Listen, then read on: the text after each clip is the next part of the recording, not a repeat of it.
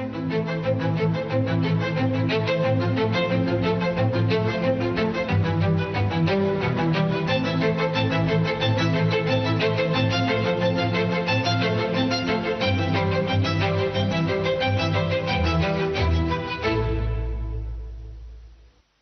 प्यारे देशवासियों, नमस्कार।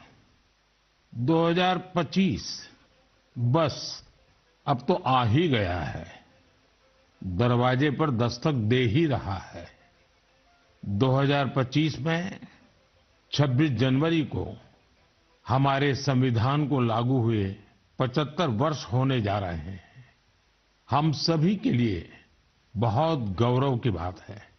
हमारे संविधान निर्माताओं ने हमें जो संविधान सौंपा है, वो समय की हर कसौटी पर खरा उतरा है। संविधान हमारे लिए गाइडिंग लाइट है, हमारा मार्गदर्शक है। ये भारत का संविधान ही है जिसकी वजह से मैं आज यहाँ हूँ, आपसे बात कर पा रहा हूँ। इस साल 26 नवंबर को संविधान दिवस से एक साल तक चलने वाली कई एक्टिविटीज शुरू हुई हैं। देश के नागरिकों को संविधान की विरासत से जोड़ने के लिए constitution75.com नाम से एक खास वेबसाइट भी बनाई गई है। इसमें आप संविधान की प्रस्तावना पढ़कर अपना वीडियो अपलोड कर सकते हैं। अलग-अलग भाषाओं में संविधान पढ़ सकते हैं। संविधान के बारे में प्रश्न भी पूछ सकते हैं। मन की बात के श्रोताओं से, स्कूल में पढ़ने वाले बच्चों से, कॉलेज में जाने वाले युवाओं से मेरा आग्रह है, इस वेबसाइट पर जरूर जाकर देखें, इसका हिस्सा बने।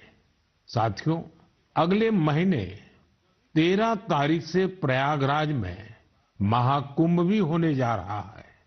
इस समय वहां संगम तट पर जबरदस्त तैयारियां चल रही है।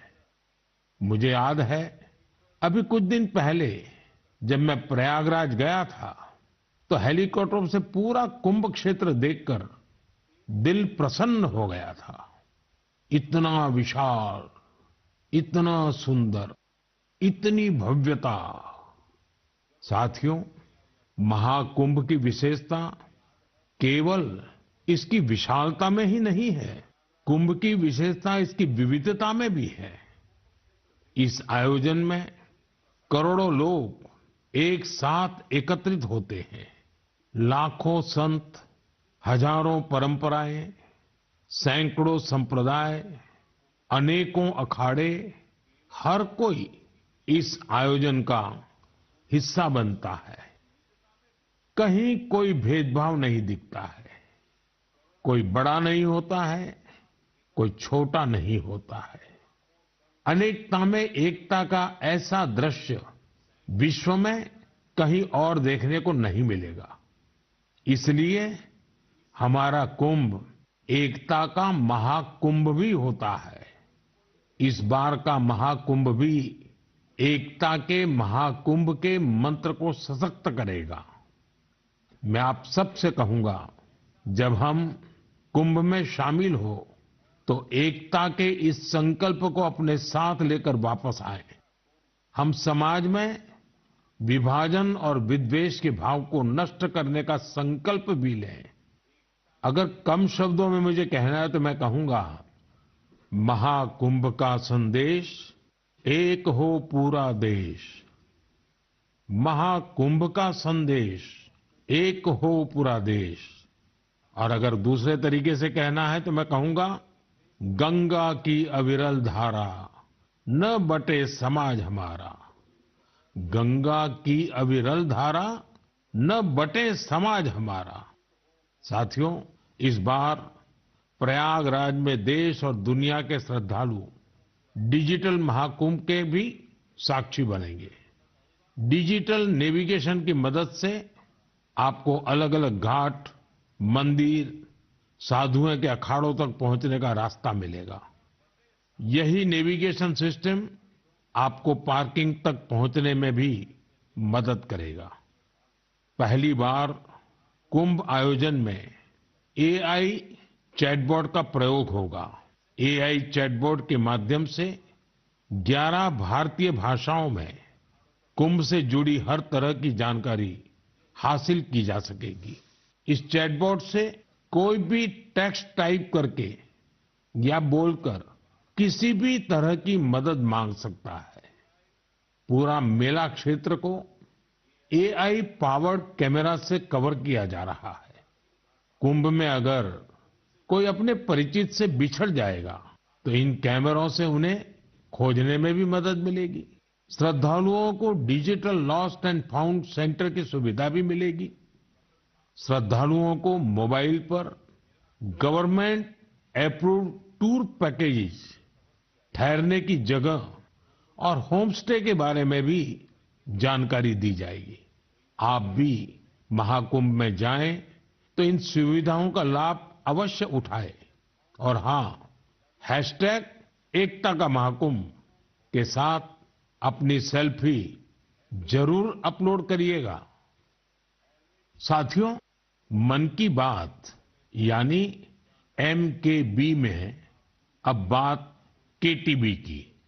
जो बड़े बुजुर्ग हैं उनमें से बहुत से लोगों को KTB के बारे में पता नहीं होगा, लेकिन जरा बच्चों से पूछिए। KTB उनके बीच बहुत ही सुपरहिट है। KTB यानी क्रश, त्रुश और बाल्टी बॉय। आपको शायद पता होगा, बच्चों की पसंदीदा एनिमेशन सीरीज और उसका नाम है KTB भारत है हम।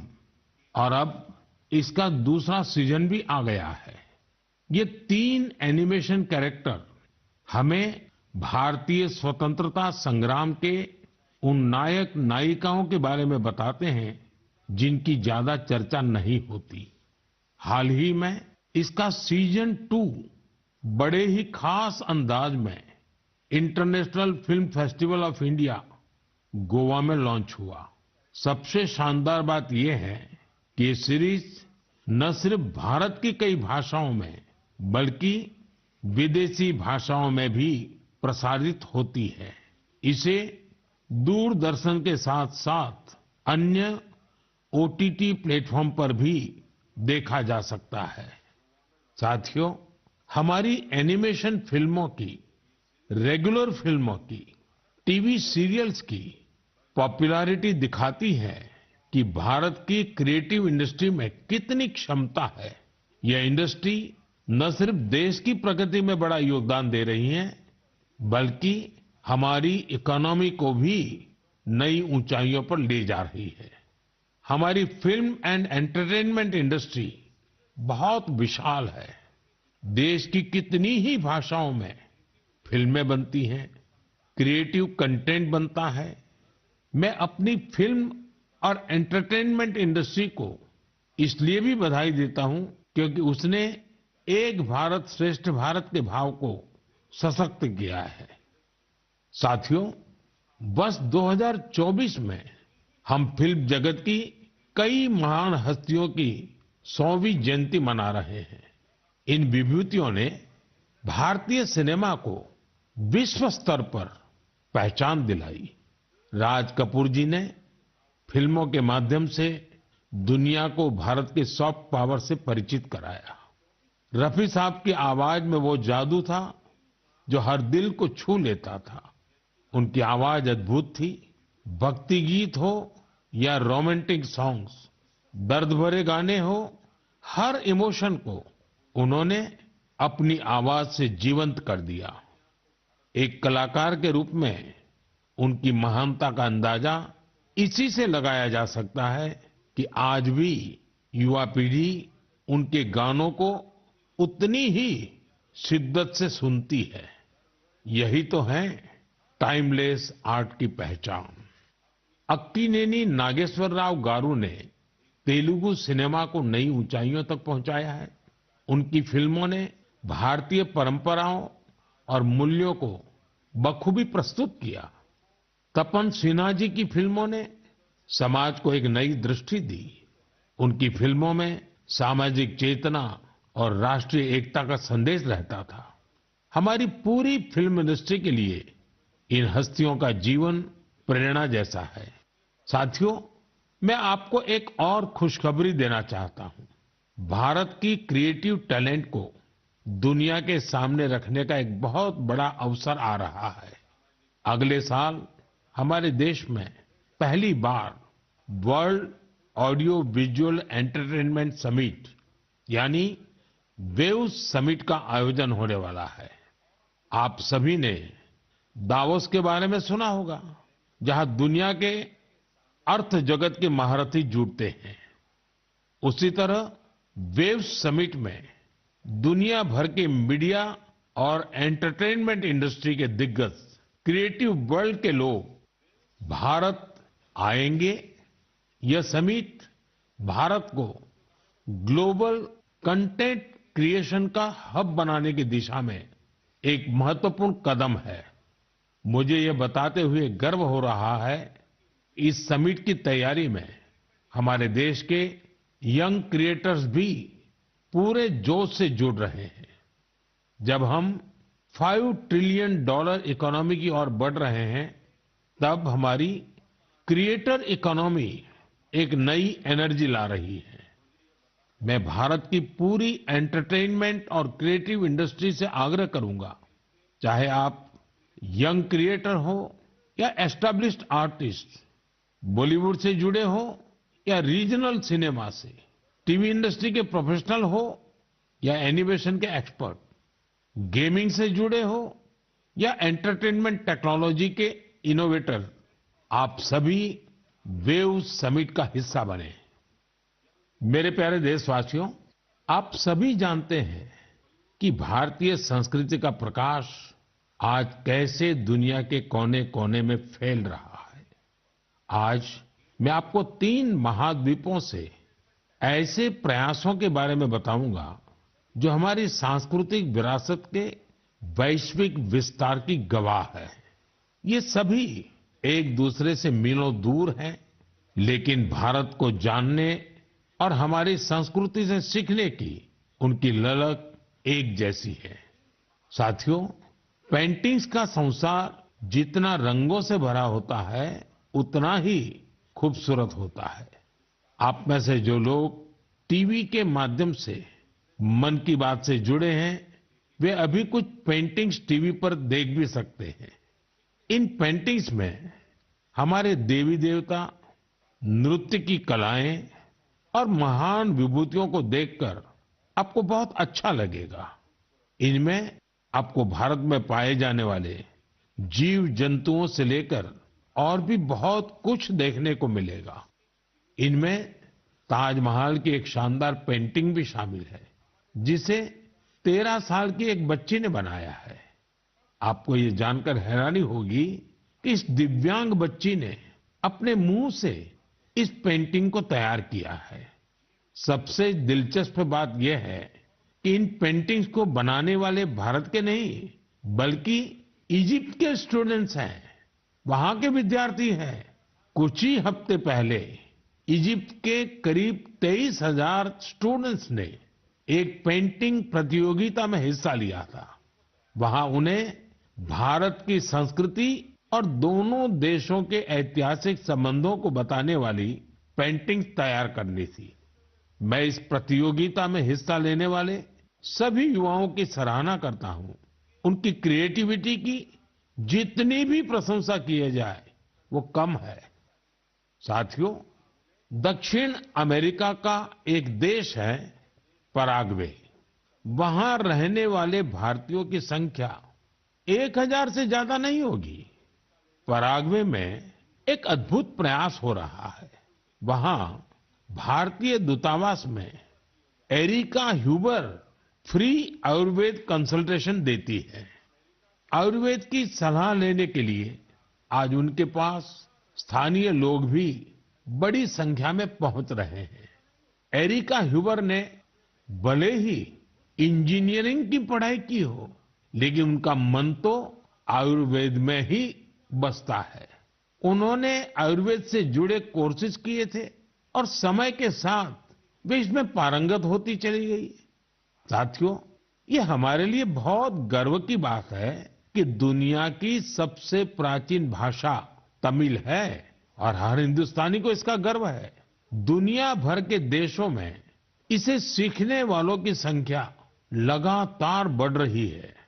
पिछले महीने के आखिर में फिजी में भारत सरकार के सहयोग से तमिल टीचिंग प्रोग्राम शुरू हुआ। बीते 80 वर्षों में यह पहला अवसर है जब फिजी में तमिल के ट्रेन टीचर्स इस भाषा को सिखा रहे हैं। मुझे ये जानकर अच्छा लगा कि आज फिजी के स्टूडेंट्स तमिल भाषा और संस्कृति को सीखने में काफी दिलचस्पी ले रहे हैं। साथियों, ये बातें, ये घटनाएं सिर्फ सफलता की कहानियां नहीं है, ये हमारी सांस्कृतिक विरासत की भी गाथाएं हैं। ये उदाहरण हमें गर्व से भर देते हैं। आर्ट से आयुर्वेद तक और लैंग्वेज से लेकर म्यूजिक तक भारत में इतना कुछ है जो दुनिया में छा रहा है। साथियों, सर्दी के इस मौसम में देश भर से खेल और फिटनेस को लेकर कई एक्टिविटीज हो रही हैं। मुझे खुशी है कि लोग फिटनेस को अपनी दिनचर्या का हिस्सा बना रहे हैं। कश्मीर में स्कीइंग से लेकर गुजरात में पतंगबाजी तक हर तरफ खेल का उत्साह देखने को मिल रहा है। संडे ऑन साइकिल और साइकिलिंग ट्यूसडे जैसे अभियानों से साइकिलिंग को बढ़ावा मिल रहा है। साथियों, अब मैं आपको एक ऐसी अनोखी बात बताना चाहता हूं जो हमारे देश में आ रहे बदलाव और युवा साथियों के जोश और जज्बे का प्रतीक है। क्या आप जानते हैं कि हमारे बस्तर में एक अनूठा ओलंपिक शुरू हुआ है? जी हां, पहली बार हुए बस्तर ओलंपिक से बस्तर में एक नई क्रांति जन्म ले रही है। मेरे लिए ये बहुत ही खुशी की बात है कि बस्तर ओलंपिक का सपना साकार हुआ है। आपको भी ये जानकर अच्छा लगेगा कि यह उस क्षेत्र में हो रहा है जो कभी माओवादी हिंसा का गवाह रहा है। बस्तर ओलंपिक का शुभंकर है वन भैंसा और पहाड़ी मैना। इसमें बस्तर की समृद्ध संस्कृति की झलक दिखती है। इस बस्तर खेल महाकुंभ का मूल मंत्र है करसायता बस्तर, बरसायता बस्तर, यानी खेलेगा बस्तर, जीतेगा बस्तर। पहली ही बार में बस्तर ओलंपिक में 7 जिलों के 1,65,000 खिलाड़ियों ने भाग लिया है। यह सिर्फ एक आंकड़ा नहीं है, यह हमारे युवाओं के संकल्प की गौरव गाथा है। एथलेटिक्स, तीरंदाजी, badminton, football, hockey, weightlifting, karate, kabaddi, kho kho और वॉलीबॉल, हर खेल में हमारे युवाओं ने अपनी प्रतिभा का परचम लहराया है। कारी कश्यप जी की कहानी मुझे बहुत प्रेरित करती है। एक छोटे से गांव से आने वाली कारी जी ने तीरंदाजी में रजत पदक जीता है। वे कहती है, बस्तर ओलंपिक ने हमें सिर्फ खेल का मैदान ही नहीं, जीवन में आगे बढ़ने का अवसर दिया है। सुकमा की पायल कवासी जी की बात भी कम प्रेरणादायक नहीं है। जेवलिन थ्रो में स्वर्ण पदक जीतने वाली पायल जी कहती हैं, अनुशासन और कड़ी मेहनत से कोई भी लक्ष्य असंभव नहीं है। सुकमा के डोरनापाल के पुनेम सन्ना जी की कहानी तो नए भारत की प्रेरक कथा है। एक समय नक्सली प्रभाव में आए पुनेम जी आज व्हील चेयर पर दौड़कर मेडल जीत रहे हैं। उनका साहस और हौसला हर किसी के लिए प्रेरणा है। कोंडा गांव के तीरंदाज रंजू सौरी जी को बस्तर यूथ आइकॉन चुना गया है। उनका मानना है, बस्तर ओलंपिक दूर दराज के युवाओं को राष्ट्रीय मंच तक पहुंचाने का अवसर दे रहा है। साथियों, बस्तर ओलंपिक केवल एक खेल आयोजन नहीं है, यह एक ऐसा मंच है जहां विकास और खेल का संगम हो रहा है, जहां हमारे युवा अपनी प्रतिभा को निखार रहे हैं और एक नए भारत का निर्माण कर रहे हैं। मैं आप सभी से आग्रह करता हूं, अपने क्षेत्र में ऐसे खेल आयोजनों को प्रोत्साहित करें। हैशटैग खेलेगा भारत जीतेगा भारत के साथ अपने क्षेत्र की खेल प्रतिभाओं की कहानियां साझा करें। स्थानीय खेल प्रतिभाओं को आगे बढ़ने का अवसर दें। याद रखिए, खेल से न केवल शारीरिक विकास होता है, बल्कि ये स्पोर्ट्समैन स्पिरिट से समाज को जोड़ने का भी एक सशक्त माध्यम है। तो खूब खेलिए, खूब खेलिए। मेरे प्यारे देशवासियों, भारत की दो बड़ी उपलब्धियां आज विश्व का ध्यान आकर्षित कर रही हैं। इन्हें सुनकर आपको भी गर्व महसूस होगा। ये दोनों सफलताएं स्वास्थ्य के क्षेत्र में मिली हैं। पहली उपलब्धि मिली है मलेरिया से लड़ाई में। मलेरिया की बीमारी 4000 वर्षों से मानवता के लिए एक बड़ी चुनौती रही है। आजादी के समय भी यह हमारी सबसे बड़ी स्वास्थ्य चुनौतियों में से एक थी। 1 महीने से लेकर 5 साल तक के बच्चों की जान लेने वाली सभी संक्रामक बीमारियों में मलेरिया का तीसरा स्थान है। आज मैं संतोष से कह सकता हूं कि देशवासियों ने मिलकर इस चुनौती का दृढ़ता से मुकाबला किया है। विश्व स्वास्थ्य संगठन WHO की रिपोर्ट कहती है, भारत में 2015 से 2023 के बीच मलेरिया के मामलों और इससे होने वाली मौतों में 80% की कमी आई है। यह कोई छोटी उपलब्धि नहीं है। सबसे सुखद बात यह है, यह सफलता जन जन की भागीदारी से मिली है। भारत के कोने कोने से, हर जिले से हर कोई इस अभियान का हिस्सा बना है। असम में जोरहाट के चाय बागानों में मलेरिया 4 साल पहले तक लोगों की चिंता की एक बड़ी वजह बना हुआ था, लेकिन जब इसके उन्मूलन के लिए चाय बागान में रहने वाले एकजुट हुए तो इसमें काफी हद तक सफलता मिलने लगी। अपने इस प्रयास में उन्होंने टेक्नोलॉजी के साथ साथ सोशल मीडिया का भी भरपूर इस्तेमाल किया है। इसी तरह हरियाणा के कुरुक्षेत्र जिले ने मलेरिया पर नियंत्रण के लिए बड़ा अच्छा मॉडल पेश किया। यहाँ मलेरिया की मॉनिटरिंग के लिए जन भागीदारी काफी सफल रही है। नुक्कड़ नाटक और रेडियो के जरिए ऐसे संदेशों पर जोर दिया गया जिससे मच्छरों की ब्रीडिंग कम करने में काफी मदद मिली है। देश भर में ऐसे प्रयासों से ही हम मलेरिया के खिलाफ जंग को और तेजी से आगे बढ़ा पाए हैं।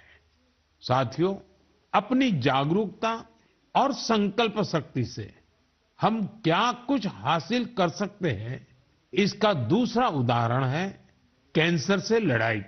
दुनिया के मशहूर मेडिकल जर्नल लैंसेट की स्टडी वाकई बहुत उम्मीद बढ़ाने वाली है। इस जर्नल के मुताबिक अब भारत में समय पर कैंसर का इलाज शुरू होने की संभावना काफी बढ़ गई है। समय पर इलाज का मतलब है कैंसर मरीज का ट्रीटमेंट 30 दिनों के भीतर ही शुरू हो जाना।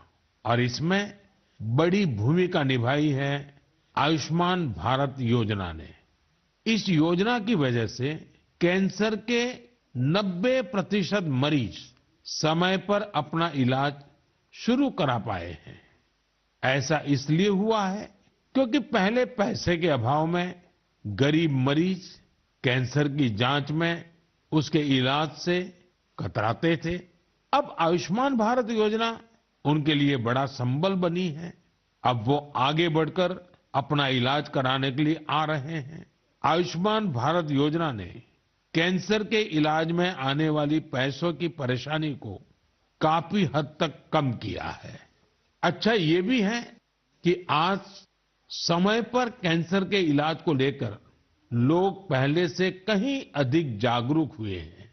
यह उपलब्धि जितनी हमारे हेल्थ केयर सिस्टम की है, डॉक्टरों, नर्सों और टेक्निकल स्टाफ की है, उतनी ही आप सभी मेरे नागरिक भाई बहनों की भी है। सबके प्रयास से कैंसर को हराने का संकल्प और मजबूत हुआ है।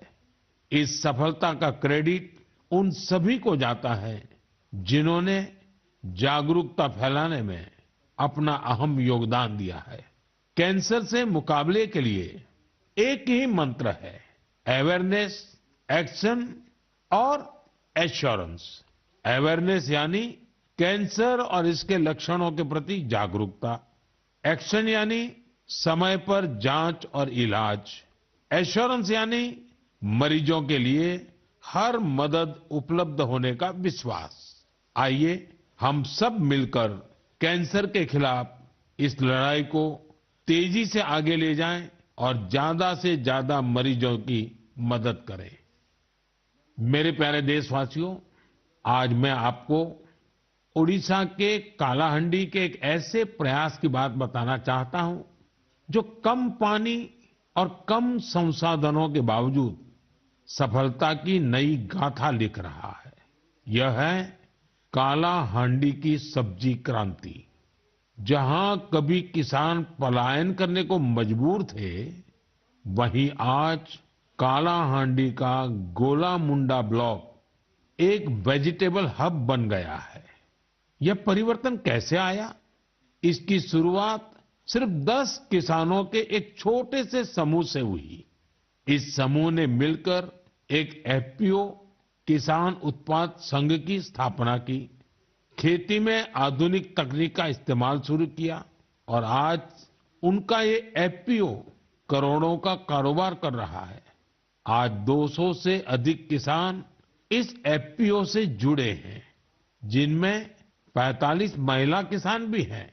ये लोग मिलकर 200 एकड़ में टमाटर की खेती कर रहे हैं, 150 एकड़ में करेले का उत्पादन कर रहे हैं। अब इस एफपीओ का सालाना टर्नओवर भी बढ़कर 1.5 करोड़ से ज्यादा हो गया है। आज कालाहांडी की सब्जियां न केवल ओडिशा के विभिन्न जिलों में बल्कि दूसरे राज्यों में भी पहुंच रही है और वहां का किसान अब आलू और प्याज की खेती की नई तकनीकें सीख रहा है। साथियों, कालाहांडी की यह सफलता हमें सिखाती है कि संकल्प शक्ति और सामूहिक प्रयास से क्या नहीं किया जा सकता। मैं आप सभी से आग्रह करता हूं, अपने क्षेत्र में एफपीओ को प्रोत्साहित करें, किसान उत्पादक संगठनों से जुड़े और उन्हें मजबूत बनाएं। याद रखिए, छोटी शुरुआत से भी बड़े परिवर्तन संभव है। हमें बस दृढ़ संकल्प और टीम भावना की जरूरत है। साथियों, आज की मन की बात में हमने सुना कि कैसे हमारा भारत विविधता में एकता के साथ आगे बढ़ रहा है। चाहे वो खेल का मैदान हो या विज्ञान का क्षेत्र, स्वास्थ्य हो या शिक्षा, हर क्षेत्र में भारत नई ऊंचाइयों को छू रहा है।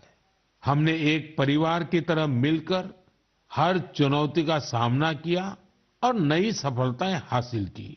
2014 से शुरू हुए मन की बात के 116 एपिसोड में मैंने देखा है कि मन की बात देश की सामूहिक शक्ति का एक जीवंत दस्तावेज बन गया है। आप सभी ने इस कार्यक्रम को अपनाया, अपना बनाया। हर महीने आपने अपने विचारों और प्रयासों को साझा किया। कभी किसी यंग इनोवेटर के आइडिया ने प्रभावित किया, तो कभी किसी बेटी की अचीवमेंट ने गौरवान्वित किया। यह आप सभी की भागीदारी है जो देश के कोने-कोने से पॉजिटिव एनर्जी को एक साथ लाती है। मन की बात इसी पॉजिटिव एनर्जी के एम्प्लीफिकेशन का मंच बन गया है। और अब 2025 दस्तक दे रहा है। आने वाले साल में मन की बात के माध्यम से हम और भी इंस्पायरिंग प्रयासों को साझा करेंगे। मुझे विश्वास है कि देशवासियों की पॉजिटिव सोच और इनोवेशन की भावना से भारत नई ऊंचाइयों को छुएगा। आप अपने आसपास के यूनिक प्रयासों को मन की बात के साथ शेयर करते रहिए। मैं जानता हूं कि अगले साल की हर मन की बात में हमारे पास एक दूसरे से साझा करने के लिए बहुत कुछ होगा। आप सभी को 2025 की ढेर सारी शुभकामनाएं। स्वस्थ रहें, खुश रहें। फिट इंडिया मूवमेंट में आप भी जुड़ जाइए। खुद को भी फिट रखिए, जीवन में प्रगति करते रहें। बहुत बहुत धन्यवाद।